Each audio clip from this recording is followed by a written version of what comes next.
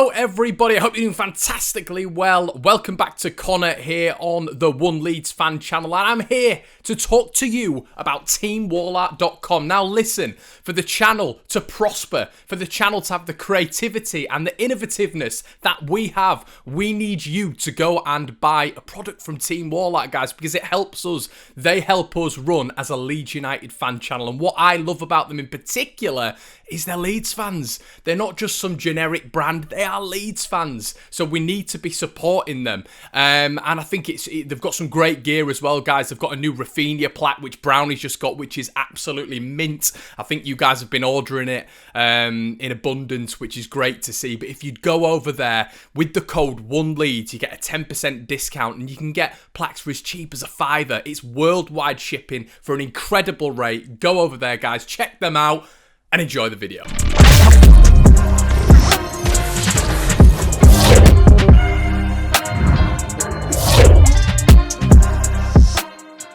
Hello everybody, I hope you're doing fantastically well. It is Connor here and we are back with another video. I hope you're enjoying the content, guys. As well, I am working on some new merchandise. We've got graphic designers doing it up now, so check out that in the next couple of days on our social media. And yeah, cop yourself some. It's some really good stuff, and we've been working on it for months as well, guys.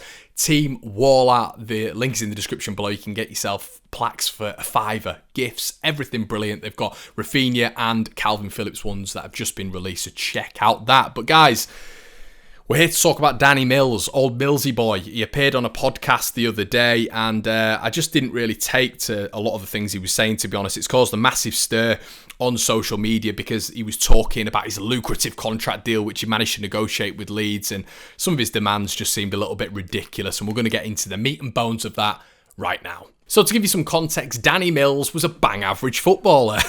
He was a bang average footballer. Started out his career at Norwich. He then moved to Charlton, and Charlton were in the abyss. They were going down. Leeds, at that moment in time, they were trying to renovate Leeds United, bring in youngsters, and really get Leeds to that next level with youngsters. It was brilliant. We had a great academy at that moment in time, and Leeds were building with the likes of Smith, Viduka, Kuhl, you know, all these players that were coming through, Jason Wilcox, Jacob Burns, just all these youngsters that Leeds were trying to project to that next level, and Danny Mills was one of those. You know, Leeds went to Charlton, bought him, and yeah, it was the start of Mills' career, really, moving to Leeds, and he illustrates this, he talks about this in the podcast, which is good. But for me, it was just a very self-absorbed. He didn't really give Leeds a lot of credit. This was a guy who, for me, wasn't on the level of Gary Kelly, was never on the level of Gary Kelly to the Leeds fans as well in terms of reputation, but he continuously talked about how he loved Leeds, he lives in Leeds now, and I just thought some of his comments really were on the level of it was a bit mercenary-esque for me, and I thought we should get into it right now because this is obviously a Leeds United channel. Now, Mills got into the 2002 World Cup side, which was a massive achievement. You know, this is a side with Scholes, Lampard, Ferdinand, the golden generation. Gary Neville got an injury. Mills started most of the games, you know, Sweden, Denmark, Brazil, all of them. And he built himself into a sort of mainstay in the England starting 11, really. And it sort of came with a little bit of swagger for Mills. He came back, and that's when all the sort of contract talk started with Leeds. And it got a little bit ridiculous, to be honest. So he agreed a deal in the 02-03 season. Leeds United were relegated shortly after the next season, and this just shows like the rapid decline of Leeds United. You know, semi-finals in two of the world's best competitions, finishing third, fourth, and then being relegated. It's one of the biggest declines in history, if not the biggest decline in history.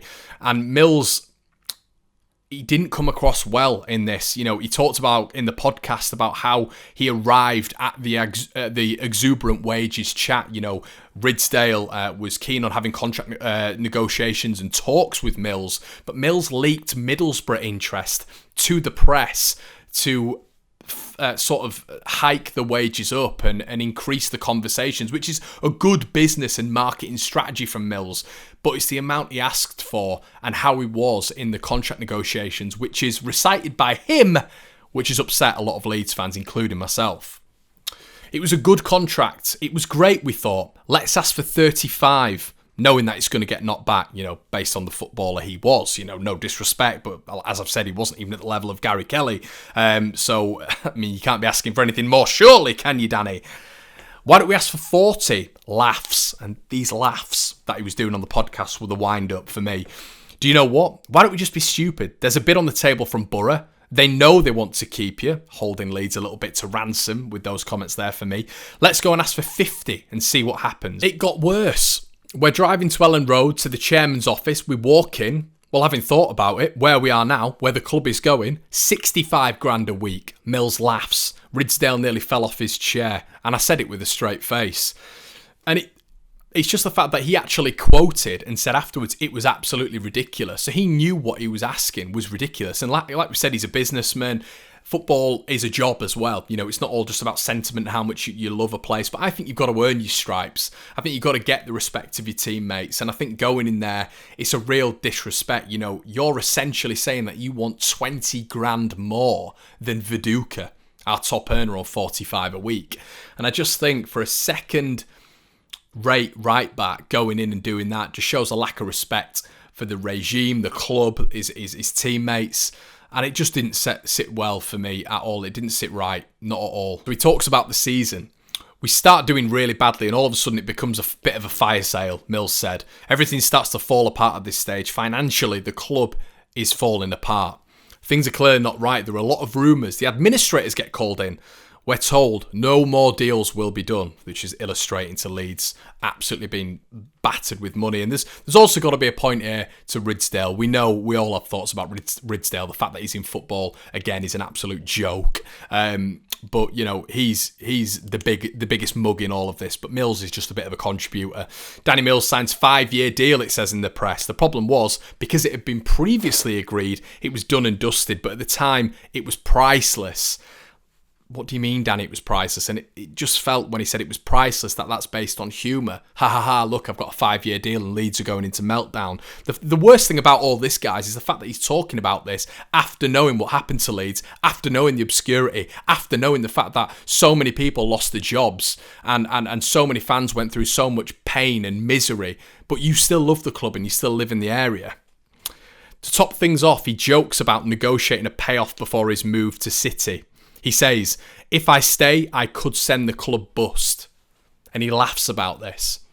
He said, if I called my debt in, I would send the club bust. So I sort of had the club in my hands. And I couldn't do that because I live in the area. You live in the area. That's your excuse. We've brought you up from where you were at Charlton getting relegated. And your excuse is because you live in the area and it'll be bad for your family. What about the fact that we've given you the step up? We've made you get into the England squad, probably the most prosperous part of your career. What about that? You know, and just the fact that he's still talking about this here. But we know that this is mostly on the mismanagement at Leeds, and we know that. But this is always going to go badly with Leeds fans, 100%. And I think this sort of sums it up pretty nicely.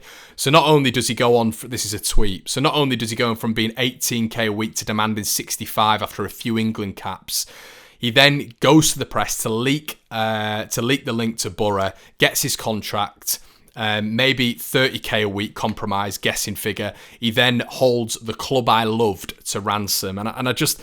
If you watch it, you'll see him laughing about... Michael Normanton of the Square Ball makes a really good point. After listening to the podcast, it's hard to say if Mills loves himself or money more. Huge sense of entitlement for a bloke who had 20 decent games in his Leeds career, and I think that's a really good point from Michael. But I just think in this entire podcast, he's just completely misjudged it, and how he came across, laughing about contract renewals, laughing about the club, laughing about asking for a fish tank. But as I've said before, that fish tank comment was so symbolic because Leeds couldn't afford a fish tank afterwards. That's how bad it got, you know, and him just asking for 65 grand. Oh, and I want that fish tank as well. And him laughing about it. It was just so symbolic in so many ways. So guys, let me know in the comment section below. I just wanted to touch on this because I think it's a massive prevalent podcast at the minute. It's trending, and I didn't get it. I'll leave a link to the podcast in the description below if you want to check it out. But guys, if you're enjoying Connor reacting to these types of video, please put your comment in the section below. Like the video as well, guys. And if you're not already, please subscribe to the channel, and I'll see you in a bit. Cheers.